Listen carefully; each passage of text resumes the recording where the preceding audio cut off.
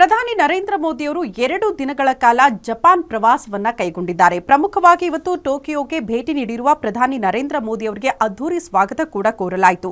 15ನೇ Bharat Japan ವಾರ್ಷಿಕ ಶೃಂಗಸಭೆಯಲ್ಲಿ ಭಾಗವಹಿಸುವುದಕ್ಕೆ ಭೇಟಿ ನೀಡಿದ್ದು ಭಾರತದ ಜಪಾನ್ ರಾಯಭಾರಿ ಓಯೆನೋ ಕಿಚಿ, ಜಪಾನ್ಗೆ ಭಾರತದ ರಾಯಭಾರಿ ಸಿಬಿ ಜಾರ್ಜ್ ಮತ್ತು ಇತರ ಗಣ್ಯರು ಆತ್ಮೀಯವಾಗಿ ಅವರನ್ನ ಸ್ವಾಗತ ಮಾಡಿಕೊಂಡರು. ಅಲ್ಲದೆ ಮೋದಿ ಆಗಮಿಸುತ್ತಿದ್ದಂತೆ ಸಾಂಸ್ಕೃತಿಕ ನೃತ್ಯದೊಂದಿಗೆ ಆತ್ಮೀಯವಾಗಿ ಸ್ವಾಗತ ಮಾಡಲಾಯಿತು. ಇನ್ನು ಈ ಭೇಟಿಯಲ್ಲಿ ಜಪಾನ್ ಪ್ರಧಾನಿ ಶಿಗೆರು ಇಶಿಬಾರೊಂದಿಗೆ ಭಾರತ ಮತ್ತು ಜಪಾನ್ ನಡುವಿನ ವಿಶೇಷ ಕಾರ್ಯತಂತ್ರ ಮತ್ತು ಜಾಗತಿಕ ಪಾಲುದಾರಿಕೆಯನ್ನು ಪರಿಶೀಲಿಸಲಿದ್ದಾರೆ. ಅಲ್ಲದೆ ಪ್ರಾದೇಶಿಕ ಮತ್ತು ಜಾಗತಿಕ ಪ್ರಾಮುಖ್ಯತೆಯ ವಿಷಯಗಳ ಬಗ್ಗೆ ಕೂಡ ಚರ್ಚೆ ಮಾಡಲಿದ್ದಾರೆ.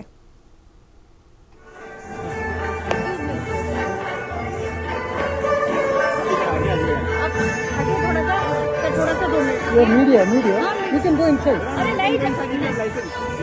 नहीं अलाउ कर रहे ना